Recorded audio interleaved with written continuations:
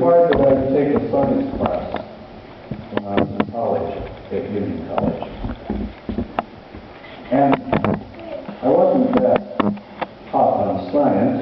I was there for a theology major. And so I jumped in the class of chemistry. First day, the professor said, now tomorrow you will have a periodic chart completely memorized, and we will have a test on it. Wow. Just overnight like that. And I said to myself, now I'm out of here. You have about a 2-week period in college that you can drop a class and enjoy another class without any consequence. But then, oh, science class, what do I want? What else is there available? There was anatomy and physiology, and I thought, oh yeah, anatomy and physiology. You know, that would probably help me more than chemistry class would in a theology degree. And so I got into anatomy and physiology.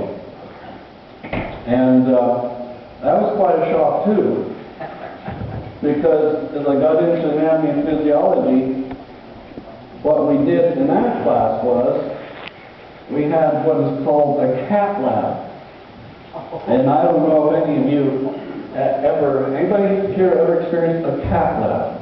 All right, so we have some people that know what that's about.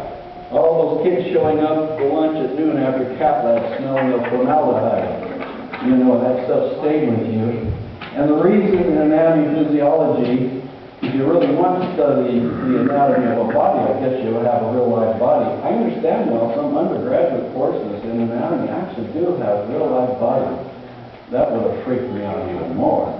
But anyway, the cat body, they say, is the most similar to the human body, and so that's why in this cat lab, you know, I found a lot more graphic pictures, but I didn't think they'd be appropriate putting in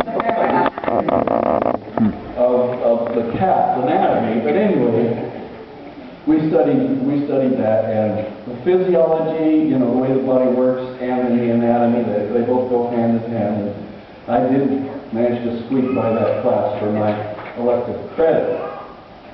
Today, we're going to study a different anatomy class.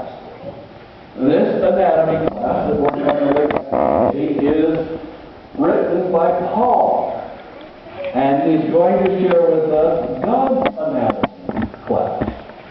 And if you'll all turn with me to Romans 12 in our study of the book of Romans, and by the way, this is our 23rd study of the book of Romans when we started last March. We're now up to this point, and as I shared with you last Sabbath, we're to the point now that all the theology is finished. Now Paul, and he starts this in chapter 12 and finishes it to the end. Now he gets into the practice of your theology. As I shared with you last Sabbath, he tells us now how to walk the talk. And the talk is no good unless you're what? Unless you're walking it.